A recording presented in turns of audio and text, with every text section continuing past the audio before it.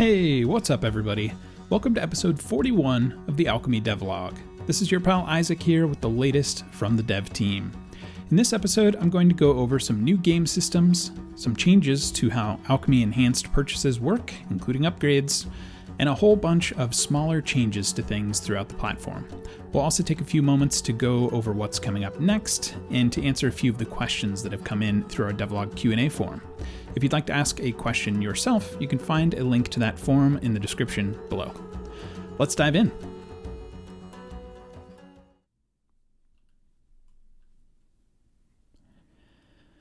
Okay, first up, the Free League Humble Bundle that I teased last episode is live. It's been live for a while now. You can get a whole bunch of really great content on there, all for one low price. And we launched a bunch of new systems in support of that. Systems like Forbidden Lands, Mutant Year Zero, Sambaroum, and more. So I'm going to go through some of those now. Let's take a look at Forbidden Lands. I'm going to go ahead and launch a new game of Forbidden Lands here, and I will choose the Enhanced edition of the core set because I've got that.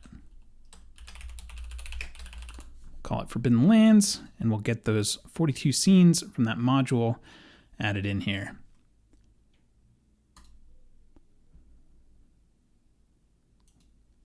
First off, the Enhanced edition of Forbidden Lands, of course, includes a bunch of really great enhanced assets like animated scenes and multi-track audio for that enhanced music that you can mix for your players using the cool AE Mixer control. Let's take a look at some of these scenes. We've got great big maps of the Forbidden Lands here that you can play with. Hex crawls are, of course, an important part of the Forbidden Lands game experience. So we've got these maps painstakingly aligned for you all. Shout out to Chris for all the blood, sweat, and tears he put into this beautiful map here. We almost went deep on some hex grid updates for this, but we did not have time to dive into that. But it is a beautiful hex map that you can use for your hexploration needs. One thing about the Forbidden Lands books is they are fairly art light. A lot of the art is from the 80s and they're like black and white line drawings. It's all very cool, but it doesn't lean itself very well to just dropping into alchemy. So we had to do a lot of work to actually make pretty cool playable assets for this game. And I think where we landed is pretty neat. A mix of kind of the classic art from the books with these cool overlays that kind of bring those to life a little bit. Lots and lots of scenes included here. Go back to our big map and let's take a look at some of the NPCs. We've got NPCs added to this hex crawl. These are actually locations that you can make visible. And then you can drop these on the map if you want to have those locations be visible. And these don't have the borders around them, so you can just kind of drop this on the map. I'll just put it here. I'm not sure if that's actually where it's supposed to go, but that's okay. So you can kind of reveal locations like that and probably view information about them. I wonder what we have in here. Not a whole lot of information on there, but if you wanted to take notes on this, you could, update the description to say something that happened here and have that reflected on that location in the hex map for all time. I'm going to go ahead and jump into this dungeon table scene and take a look at some of the other NPCs that we have included in this module.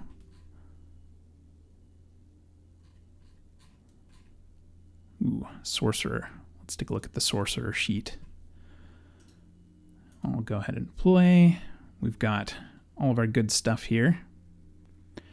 There's skills and abilities here. Any actions that you choose to create for them. The equipment that they come with. Anything you add to them, of course.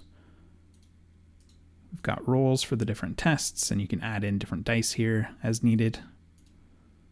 We'll add a base D6. I don't know if that's actually a valid roll here, but let's take a look at the sheet builder sheet for this guy. Everything you need kind of nicely laid out here, a little bit of art, and a mechanics tab with all the core kit that you're used to from Alchemy, your trackers, and various actions that you can add in there. So here's the edit side of this sheet.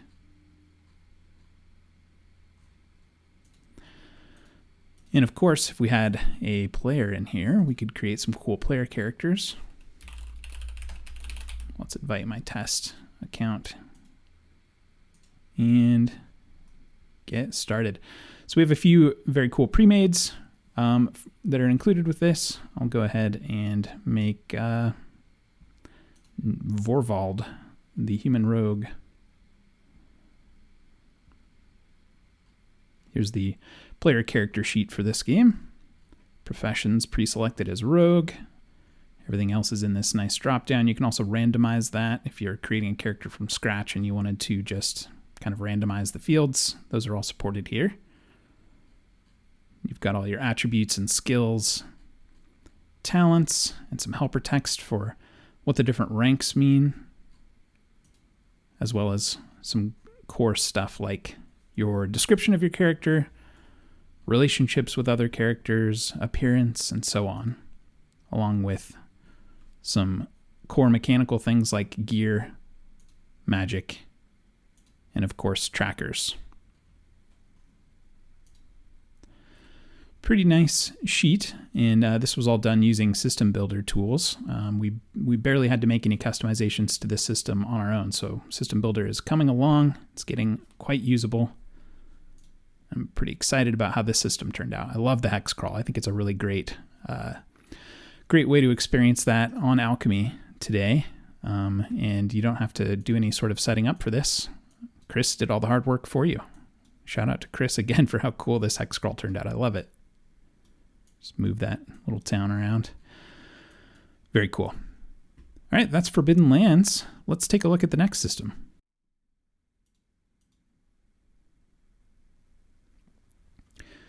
Next up, let's load up Mutant Year Zero and take a quick look at it. I'll go ahead and create a new game here and pick Mutant Year Zero. And since I have the Enhanced Edition, I'm going to quick start that Enhanced Edition of this game and add all 20 of the scenes from that module to my game.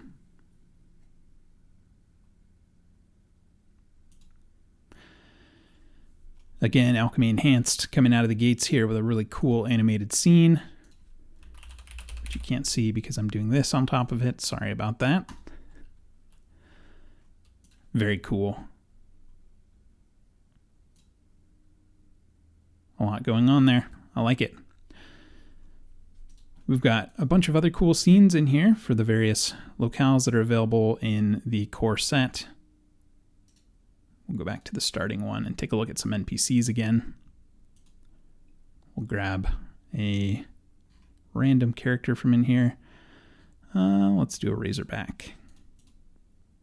Take a look at what the NPC sheet looks like for this. We've got all of our skills and abilities here listed out and ready to roll. Again, this can mix in different dice from your dice tray if you need to, or just do a straight up roll. We've got all the actions, including some roll tables preloaded for you. Core kit like equipment and trackers, making good use of the pip trackers here. Opening up the sheet, we've got this really nice, cool zone indicator up here, and a nice layout for all of your abilities and skills. And of course, the mechanical stuff like your gear and trackers over here. Popping into edit mode, we've got the ability to adjust all of these things and make different selections, add mutations or remove them, all of your sort of descriptive fields here, and all the gear that you could choose to modify here, as well as all the trackers and actions. And of course, tactical mode for adjusting your token for tactical mode, or this NPC's token. Let's go ahead and grab a pre-made. Again, we have a bunch of cool pre-mades for this, taken from the core set.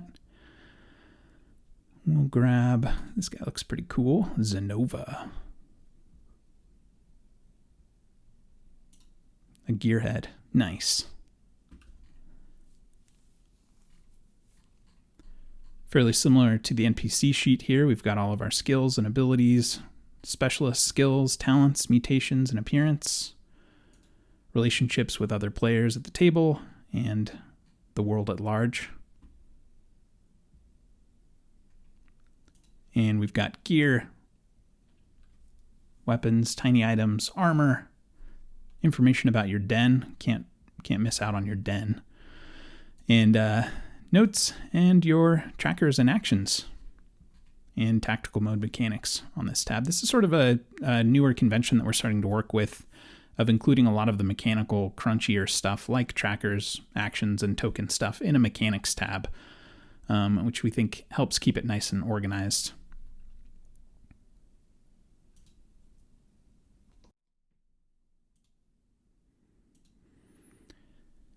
All right, let's hop out and take a look at the next one. Twilight 2000 is a pretty cool setting. Just like the other ones, let's go ahead and hop in and create a new game. We'll call it T2K. And let's add the enhanced modules here.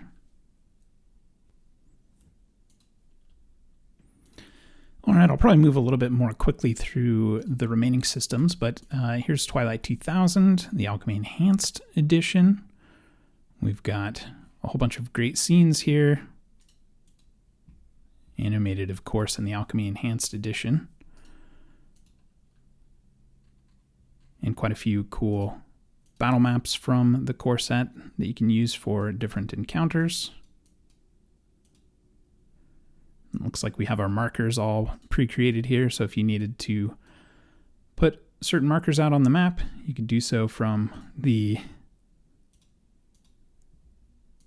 NPC bar here to set up different sort of encounters and things on these maps. I know that's a big part of the Twilight 2000 experience, is having these kind of large scenario maps with all the things sort of laid out. Let's take a look at one of these NPCs that's in here, a US soldier. He's just a little tactical game marker token for displaying different things on the tactical map. We'll go ahead and add my test account and see what sort of pre-mades we can get into on this thing. Sparrow, the American Spook. Very cool. So similar to the other systems, we've got our tab with most of the main character stuff like attributes, specialties, description, and all of your combat statistics here on this tab. And then, of course, your gear, your equipment, and all of your trackers, actions, and tactical configuration over here on the mechanics tab. Quite a bit of cool stuff here for Twilight 2000 players. Take a look at one more of these cool scenes. Nice.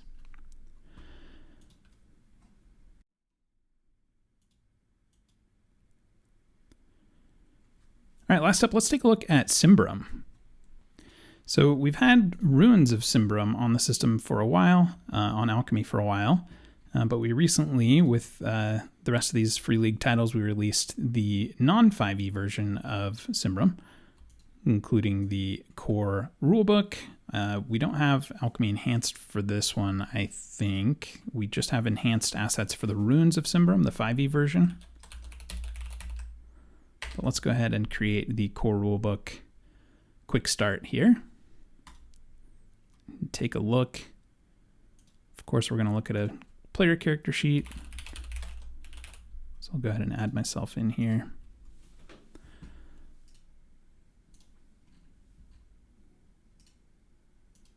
Toll of the Mountains. Very cool. Let's go ahead and generate a character. I'm going to grab one of these pre-mades like usual. I'll go with this one. The Charlatan.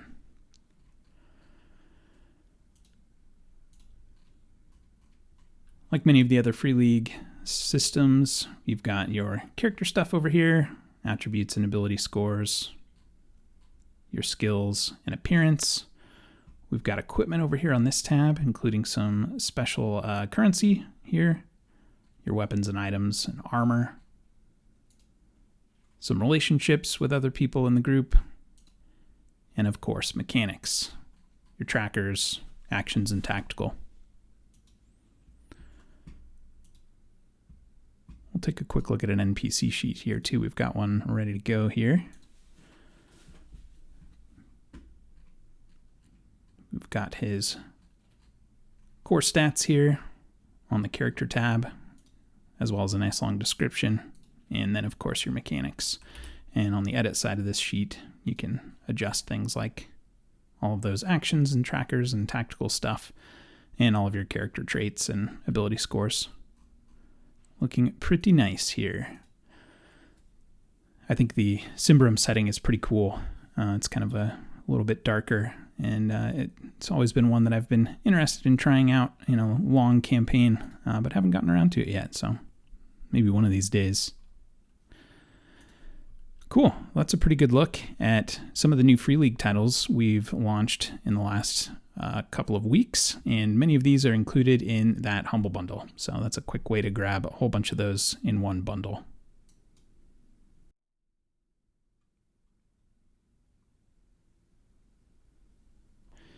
Next up, let's jump back into System Builder and see what sort of new goodies are in store for us there. I think I was working in SysBuild 39 last time. Let's take a look at the sheet here.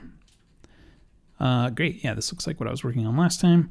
We've got some new alignment configuration sort of globally throughout System Builder's Sheet Builder stuff. So you can align headers. That's not a header, that's a description block. But if I were to select a header, like this one, or a heading, I can change its alignment from left, center, or right. And there's sort of left, right, and center alignments on most blocks now, including things like text inputs. You can have those go centered, including the text that's in them. I guess it's a placeholder, but if I were to actually pop out and edit that on the character sheet, that would be centered as well. And you could do right alignment on that if you wanted to. And drop-downs and features can also have alignments now, so you could have your drop-down be centered.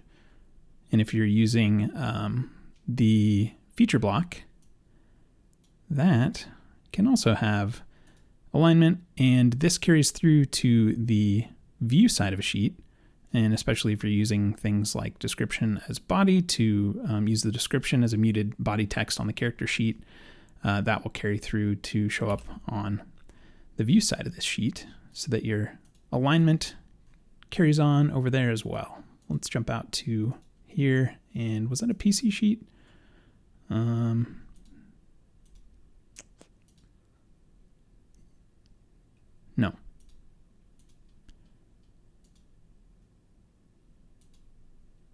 There it is. Yeah, it was a PC sheet, and I was doing NPCs earlier. So you can see now those centered text fields, the drop-down options that I've selected. These are not aligned on edit mode, but the description is, and if I leave edit mode, those all show up aligned the way that I'd selected in the sheet builder configuration. And there's a couple other fields or blocks that have had their alignments options updated since last time. And we've made a few other kind of smaller improvements throughout Sheet Builder, and we're inviting more and more people to the System Builder beta as we go along. I think there's like maybe 30 folks in there so far, and they're all having a pretty good time building sheets. And we're adding more and more folks in there as we go. We don't have too much longer to go before this sort of becomes generally available, but we will be adding more people to it probably over the next few weeks before we open that up, maybe longer. Don't quote me on any timelines there.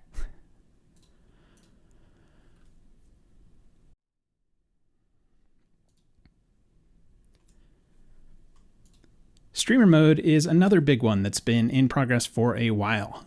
It didn't have as much movement since last time as I wanted it to have because of supporting this Humble Bundle and all those Free League launches, but there have been a ton of bug fixes for streamer mode. What's there today? So functionality-wise, it looks about the same as it did last time I showed it off, but things just work now. So if we go into, we'll jump into that Forbidden Lands game.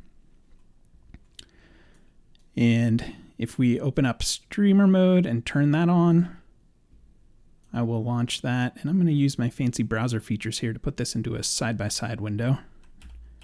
Make this a little bit smaller so you can kind of see what's going on in both. So yeah, you can synchronize things still. That works great. If you're in an Alchemy Enhanced scene, the audio will synchronize across to that. Speaking of, I should probably turn that down. I have no idea what sort of cool things I'm blasting in this scene right now. Probably nothing, it looks like. So you can synchronize things, and things like Fog of War works now. If you are using Fog and you draw that, that shows up in the streamer view as well. And if I erase the fog, of course, that goes away. So a ton of little bug fixes with how the Fog of War stuff works. And streamer mode, things are just working a lot better for streamer mode. I think the only things left there really are a couple small bugs and implementing the rest of the features for streamer mode. So things like these different camera views are really the biggest thing. Deafen, and then kind of making the experience of using it with or without OBS a lot better. And that's kind of what's on deck for streamer mode to get it out of alpha status, is getting the rest of these camera layouts in the works. So look for that coming soon.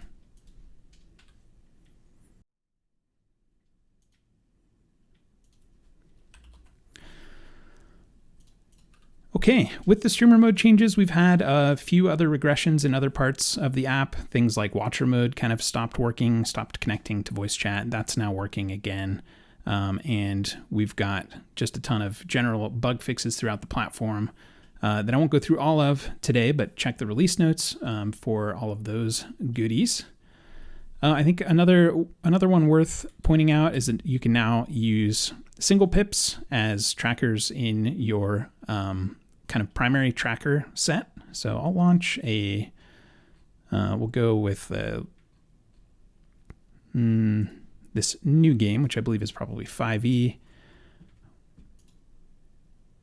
And let's go to a different one. Mazes. The award-winning Mazes, or award-nominated. I don't know. Mazes was in the NAs this year. Congrats. So if we go to play this character, we've got hearts and stars as our trackers already. But if we wanted to customize that, we could pop this open, and you can now select from standard pip trackers for your doobly-doo trackers here. We'll go with 4 and 4 on the values for that. So editing this is now done through single pips instead of the bar. We had 2-state pips available for this in the past, and now we've kind of rounded it out with single-state pips as well. Expect more things like that to happen. Just things that we miss because we're scrambling, coming back around to be complete.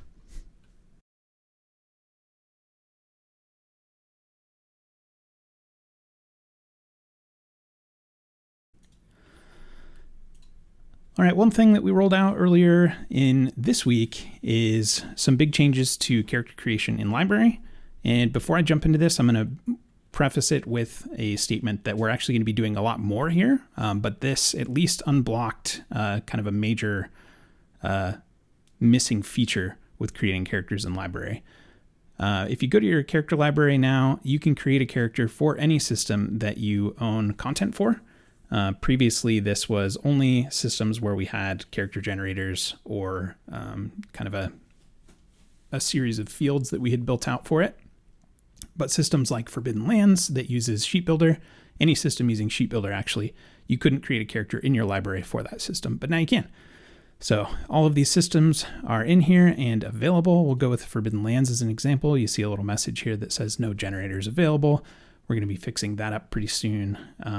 We're actually going to be, just to kind of reveal a little bit of the design changes coming here, we're going to be bringing pre-mades into this tab too, so that it won't be a big kind of separate tab with all of the pre-mades for all of the systems in here.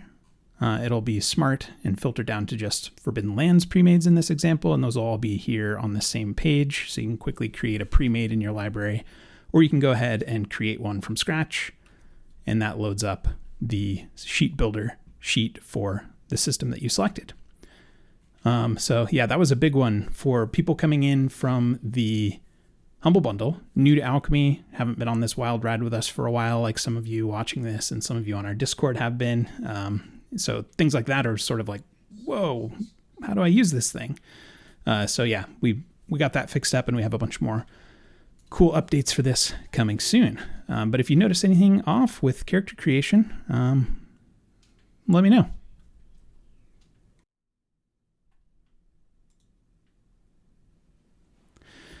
All right, last up for kind of the cool new things for this week.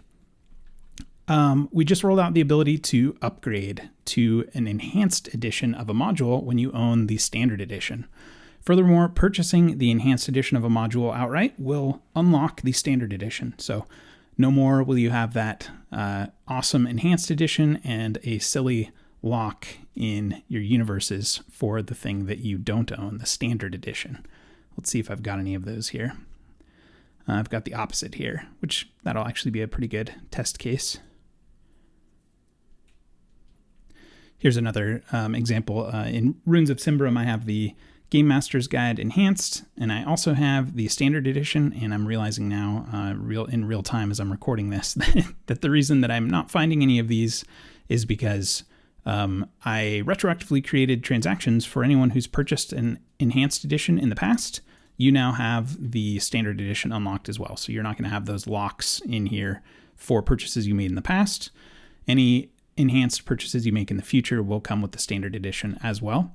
And I mentioned earlier that you can now upgrade to the Enhanced Edition of something that you own the Standard Edition of. So for example, this account has Pirate Borg Standard Edition. Oops, I'm running old code. That's a present, a gift for you all out there. Let's reload that in and go down to the Alchemy Enhanced row again and take a look at Pirate Borg. Oh, there it is, the beautiful upgrade badge. So now I can upgrade my Standard Edition of Pirate Borg for just the difference in cost between the Standard Edition and the Alchemy Enhanced Edition.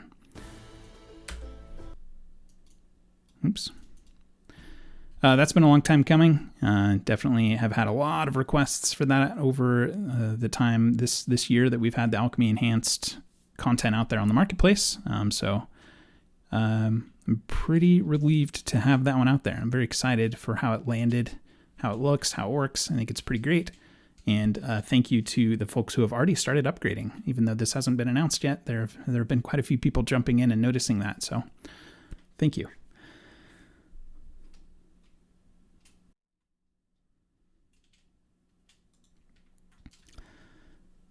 All right, what's up next? Well, we are still putting the finishing touches on Vampire, and by that, I mean Paradox has been reviewing it, and they finally got back to us and said that it all looks great. So we're just getting that into the kind of final polishing stages and expect that to be going out. Expect a release date to be announced for that soon and some more testing to happen around that, and then we'll be launching that to you all. Let's jump in and take a peek, starting with the universe, which is pretty cool.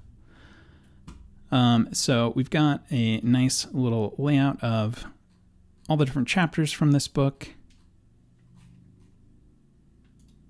But what you really want to see is some of those character sheets. Let's take a look. Oh, actually, I've got to switch accounts. We don't have any of this stuff live yet because we wanted Paradox to be able to review it. Let's switch on over there. Okay, now we've got the super secret access. Let's take a look at the one you're all waiting for, the player character sheet. We'll jump into the edit side of the sheet. So I think this is one of our coolest looking sheets. I think the team really knocked it out of the park, making this one come alive You can select your clan, which changes some of the layout here. You've got your concept, chronicle, predator, ambition, desire, all of these cool kindred-related fields here on this tab of the sheet. You have all of your skills laid out as nice pips on the sheet. I think the disciplines tab might be my favorite. So this one has these nice big centered sections for each of the disciplines, and you can select different levels here and select a power from each level. And the power comes along with actions that get added to your character automatically as you select them, and a small description about what that power is, and the same for all of the disciplines here.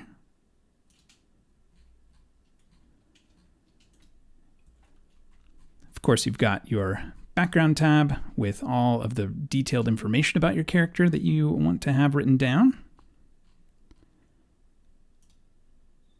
And lastly, the mechanics, such as trackers and actions.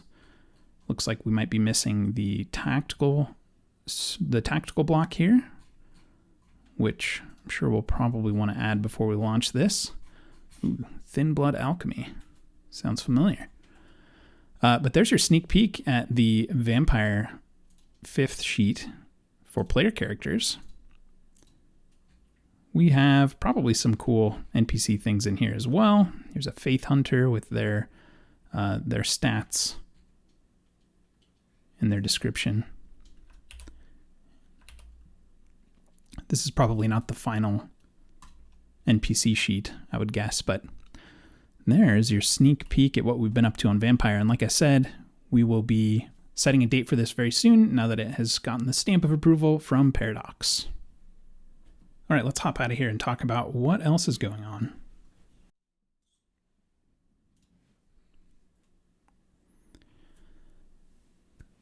So a couple of other kind of upcoming dates for us. Like I mentioned, all the Vampire stuff, we'll have that release date for that announced very soon. If you were a backer of the City of Mist Kickstarter, we have beta codes releasing for those backers in the next 2 weeks for the City of Mist game. Call of Cthulhu, I don't know if any of you are waiting for that one or not, but that's going into design next week. We're going to start going through the character sheets and everything we need to build for Call of Cthulhu. So that's officially beginning to get built on Alchemy, starting on the 13th, I think, of August. And Broken Tales will be launching next week on the platform. Other than that, in the dev team, we're going to be jamming on system builder improvements, streamer mode, camera layouts, and general kind of fixing and polishing up of all the things that we need to get caught up on. But definitely expect some big progress on streamer mode and system builder over the next couple of weeks. Cool. Let's jump into Q&A.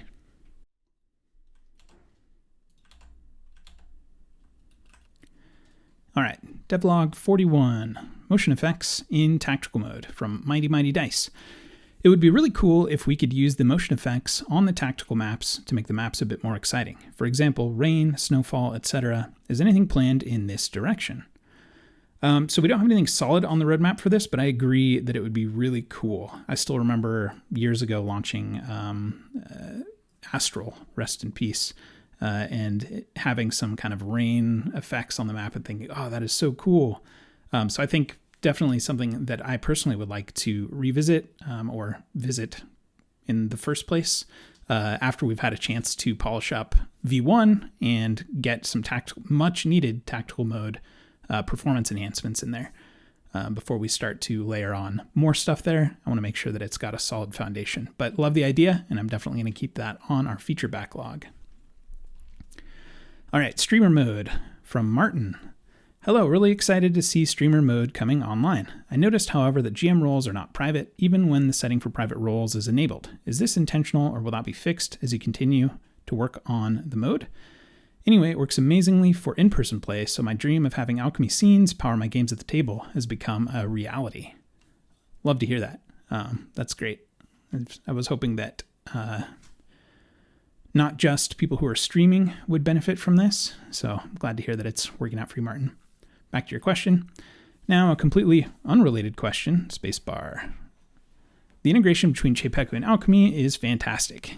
They are my favorite map makers by a mile and then some. As they recently launched their token service, are there any conversations happening about integrating with that as well?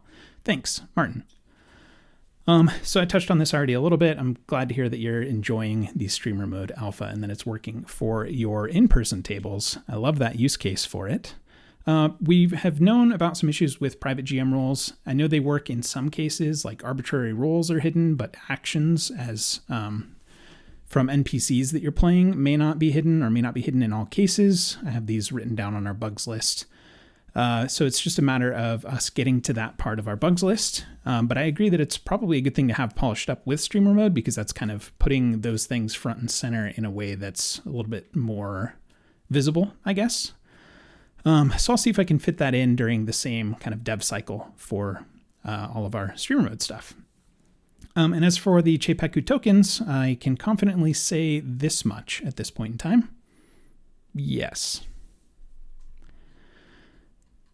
Okay, hey Dayman, welcome back to the Q&A once again. Conditions and initiative. Would love a way to be able to define different colors in a single tag picker so I can do major conditions as red, normal as orange, and green for positive. I would also love the ability to have an option to, say, have tags stack, maybe by doing something like exhaustion $0. This would also allow for caps on exhaustion. That would allow exhaustion to stack from 0 to 6 maximum. Right now, I'm using 2 tag pickers, one for negative and one for positive, and 2 additional pip trackers for doomed and exhaustion. Second part of your question, would love the option to right-click on a player in the encounter to change initiative and who's classified as the first player, as well as being able to disable automatic initiative. I'm sure you're working on this, but would be great if at the very least we could disable auto-rolling. So first up, I love the idea of using colors for tag pickers. That could be a great way to differentiate conditions at a glance. I'll add that to our feature backlog for trackers. I think one idea, kind of a scrappy solution that you could use today is to put emoji in the title for your tags. Use like a little green dot for your positives or a yellow dot for slowed or, kind of the normal conditions, and then a red dot for things that are negative. You could try that out. It should work nicely. I don't know that I've tried it myself, but I'm recommending that you try it and let me know how it works. And I think you could even get more creative with more iconography there if you wanted to. For initiative, we had planned to let you change who was marked as the first player in initiative, but that ended up getting cut from our first pass on that because we didn't think it was that important compared to some of the other stuff that we had kind of on our release roadmap for that point in time. But I think we'll definitely go back and add that ability soon.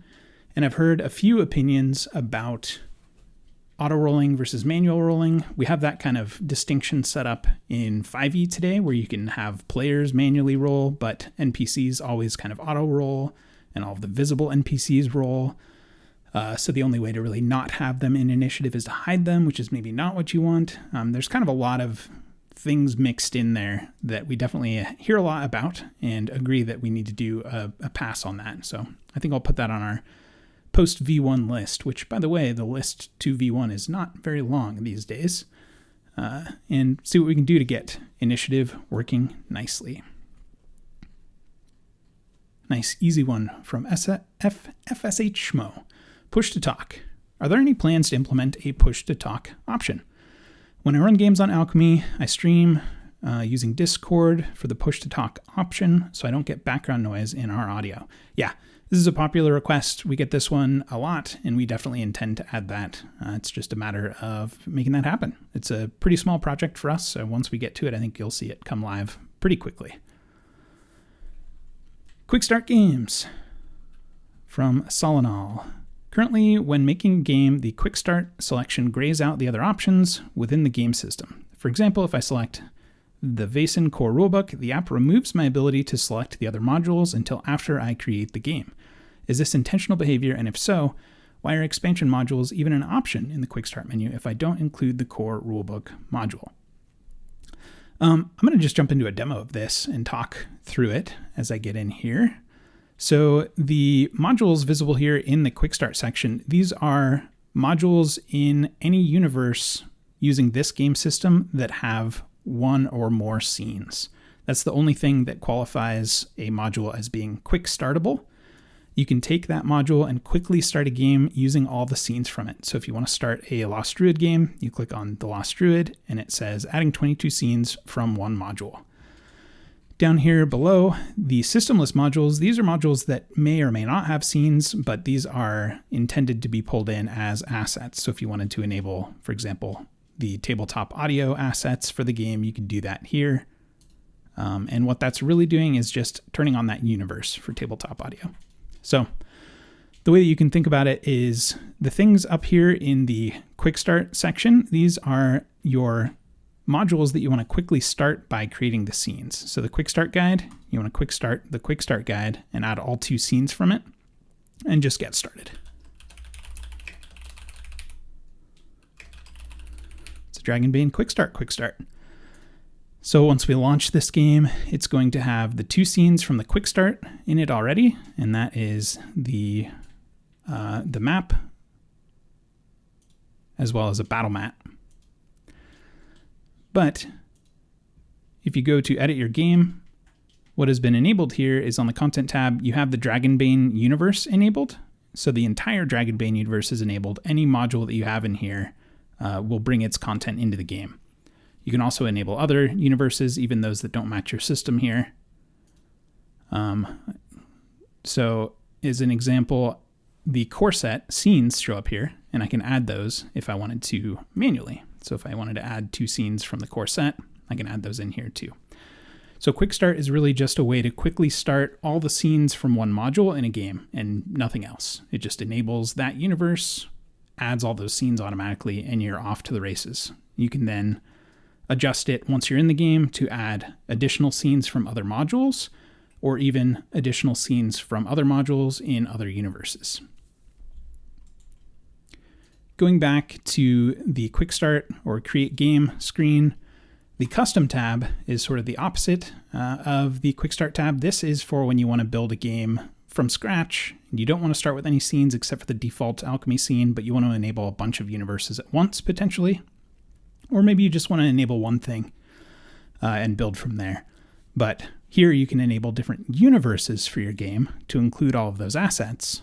But the things that get created from the start is just the default Alchemy scene. But then you can go in and add things from Ancora Bay, which I enabled through the Burrowbound universe, or things from the basic rules, which we have this scene here. So that's kind of the difference between Quick Start and Custom. And the way that they're working right now is intentional, and that is how we, there we go, how we mean for that to work. So hopefully that answers your question.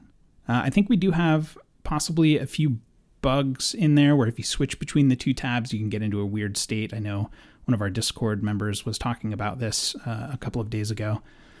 So there's some things to fix there, but in general, the way that it works today is the way that we intend it to work. And we think it works pretty great for the kind of focused use case that it's for.